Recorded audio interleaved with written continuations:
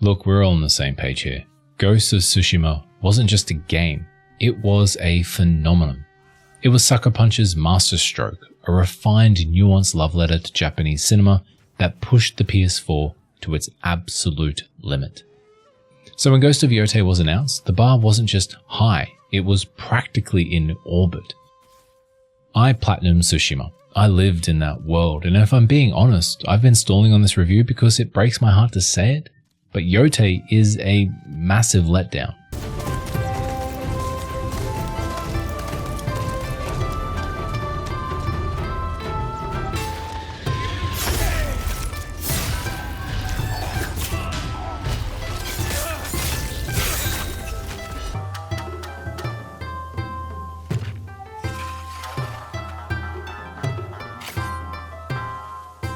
Like all modern Sony sequels, it spends a bit too much time admiring itself, overindulgent and self-soothing. It's lost the very things that made Tsushima a generation-defining experience. Now, I'm not going to be talking about everything that Yotei brings to the table. Instead, touching upon the biggest issues that GOI is handicapped with. Now I've clocked in roughly 47 hours into Yotei, upgrading all melee weapons to their limit, maxing out a few of the armor sets, and I've cleared a massive chunk of the side quests, at least in one of the starting areas. Either way, I've dissected enough of GOI to give you a complete and honest opinion. Now I'm playing on a base PS5 with performance mode enabled. I did muck around with some of the other modes, including performance with ray tracing, which capped the frame rate at 40 frames per second, but there's just nothing like a buttery smooth 60 FPS. Especially when you're juggling a horde of katana-wielding Ronin. Straight off the bat, the visual fidelity is matching, if not completely outpacing Tsushima. Ezo is simply stunning. The first horse ride through the open fields was nothing short of mesmerizing. The presentation is striking and it never relents. Looking out over the land from high atop Mount Yotei was something special indeed. Seriously, Sucker Punch have absolutely mastered the art of bringing to life painting-worthy landscapes. And we really have to give credit to the voice acting. Now, I played with the Japanese audio and the performances were top tier. Just as impressive was the Japanese lip syncing. Sucker Punch really know how to execute a showcase with both Japanese and English lip syncing baked into the game.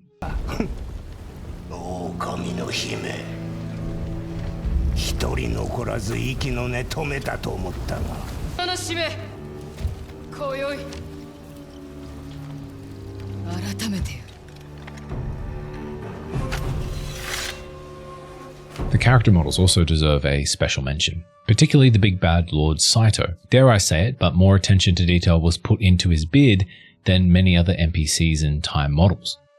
Atsu is also brought to life in the absolute best way possible, with every scowl and scar emanating intensity. And shit, the animation for Atsu's hand when drawing her katana, wow, it just never failed to blow me away. I know it's just a small thing, a small touch, but the devil is always in the details. But here's the weird part. The longer I played, the more the character models seemed to lose their edge. They started looking stiff and lifeless with those animatronic eyes of modern character design that only ever succeed in killing any sense of immersion.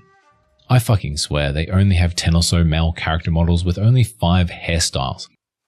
I felt like I was in a Twilight Zone episode when I would go from village to village only to be greeted by the same bloke over and over again.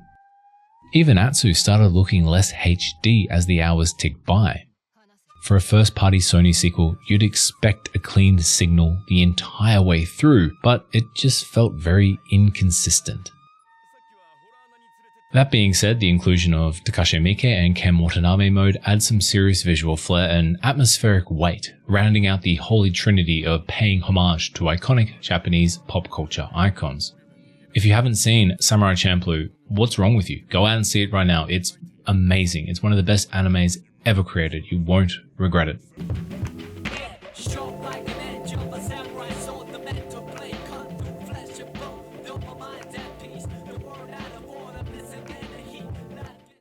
One last thing, this is kind of a weird spot to include it, but I have to talk about it. It's the yellow markers for climbing. or in Ghost of Yotei, it's been replaced with bird poo. Honestly, I'm not even joking when I say this, I really appreciated it because it was such an organic way of highlighting to the player where they're climbing. It's birds nesting and pooing on rocks. It's small, it's silly, but I really appreciated not seeing yellow lines.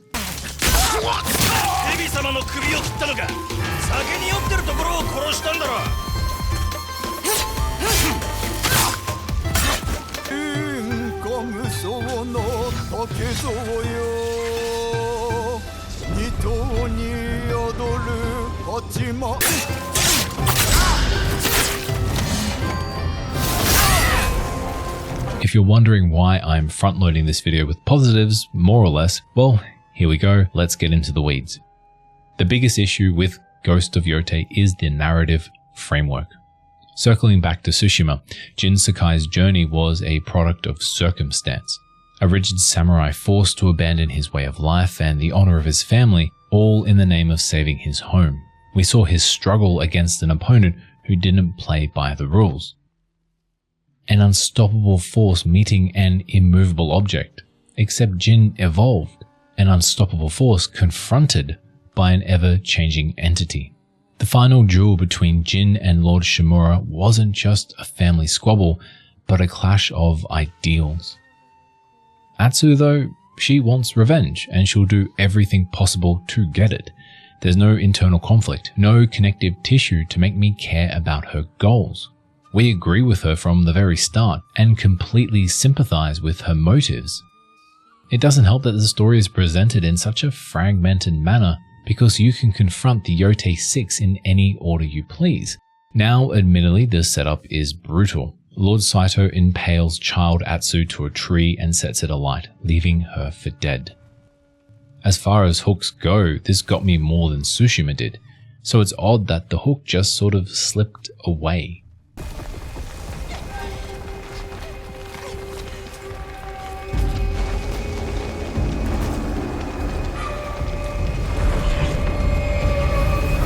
Soon after, we're presented with some gorgeous paintings highlighting Atsu's career from orphan to ronin. And it's a shame we didn't get to actually experience this and play through it, a la Wolverine X-Men Origins. It would have been really nice to see how Atsu goes between battles and using different techniques. Instead, we start off in the tutorial zone and just handed a grapple hook. It was a little jarring if I'm being honest. Because of the non-linear progression, the immersion is constantly taking hits. I didn't find out the Oni landed the killing blow on Atsu's father until I actually confronted him. Same goes for the Kitsune, the spider and the dragon. We should have been shown from the get-go how each member contributed to our family's deaths, so our choices carried some form of pivotal weight. And don't get me started on the twist with Atsu's brother Junbei. Without a linear path, the emotional payoff for those reveals felt completely unearned. For context, I was barely 8 hours in when it's revealed that Junbei is alive and well. Had I gone after the Kitsune first, then I wouldn't have found out until about a third of the way through, which would have felt a little more natural. I really think the order should have been set in stone. Kitsune, followed by the dragon and the spider, and finally the Oni. The dragon and the spider aren't immune to narrative friction either. One moment, roughly halfway through the area, we slaughter an entire building of Saito fanatics. After the blood and dust have settled, we're scolded by our allies for not wanting to let go of our Onryo persona. There's a brief moment of Atsu questioning herself. It felt good to finally see some form of introspection from our protagonist. By this point, I was 40-ish hours into the game, and had decapitated, amputated, and disemboweled scores more enemies than this single room contained. None of my allies had any issue whatsoever up until now. It sucked the conflict right out of the room. Where Tsushima felt like a Kurosawa epic, Yotei is more like a cheap kabuki theater production. All dramatic reveals but lacking any cohesive soul. Just before I get into combat, I really want to whinge about one thing, and that's Ghost of Yotei's use of the dual senses gyro controls.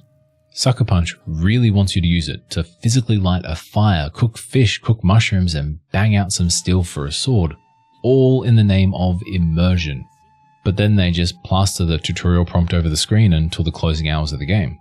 Honestly, I just skipped over it from pretty early on. It's not a mechanic I like to engage in, and it dragged me out of the experience every single time. Now, looking under the hood of the combat system, Tsushima's simplicity was its masterstroke. You felt like a samurai. Yotei, on the other hand, goes for an overabundance of weapons that feels more like a modern-day Ubisoft entry than a nuanced exploration of Japanese culture. Even in the endgame of Tsushima, a low-level enemy could still kill you if you weren't paying attention. You constantly had to be switching between blocking, parrying, or dodging enemy attacks, with parrying being the most efficient way of taking down an opponent, as it would eventually stagger an enemy, allowing Jin to land the killing blow. On the surface, it's simple, but it required your undivided attention. In doing so, it brought you into the world. You felt like a samurai. Yotei asks you to constantly swap between melee weapons, which turns what was a brilliant combat system into a slog. The combat flow is essentially a game of rock, paper, scissors. That's frankly exhausting. You've got a katana, an odachi, dual katanas, a yari, and a kusarigama. In Yotei, each weapon corresponds to an enemy type. Odachis for brutes, yaris for kusarigama wielders, kusarigamas for shield-bearing enemies, dual katana for yari users, and katana versus katana. Strictly speaking, you don't actually have to engage with every weapon type if you don't want to, but you're at a severe disadvantage if you don't, since you won't be inflicting as much stagger damage as you normally would be. You swap between each weapon by holding R2 and pressing the shake buttons, cycling through each weapon while surrounded by enemies, some needing you to parry, one needing you to block, the other requiring you to perform a charged attack or risk your weapon flying off somewhere. If that sounded confusing, then you're 100% right. It is. It's frustrating. When you do hit a flow state, and it does happen from time to time, the feedback is satisfying. It's actually remarkable. It's great. But those moments are divided by swaths of frustration. I never properly settled into a rhythm. Sucker Punch swapped mechanical depth for just more stuff. Speaking of more, you also have access to a rifle, a pistol, two bows, bombs, smoke powder, and kunai.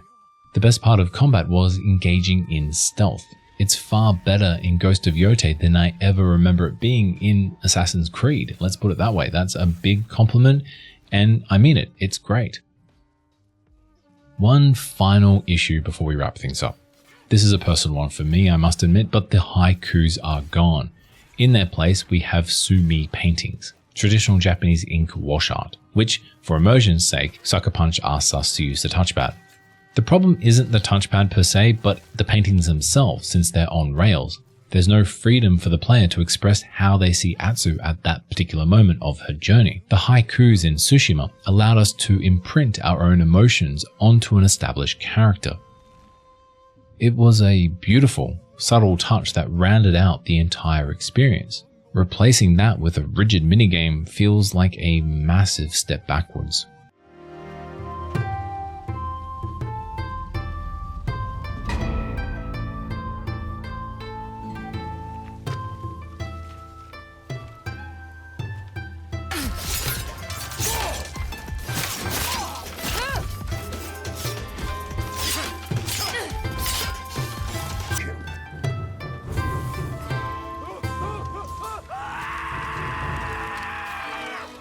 Look, there are positives to Ghost of Yotei. I even highlighted a few at the beginning. So, let's finish with a few more.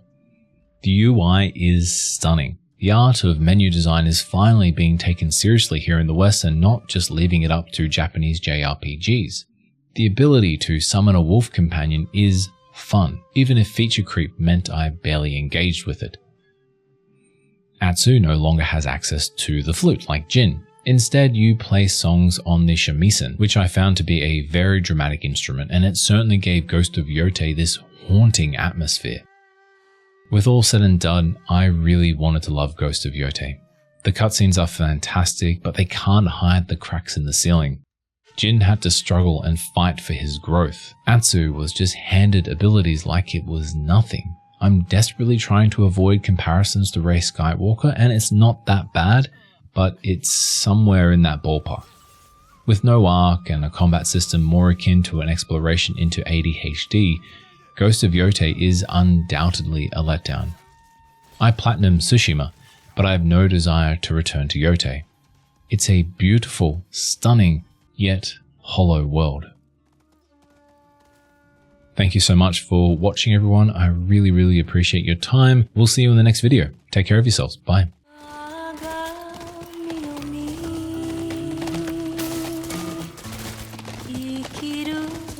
Naze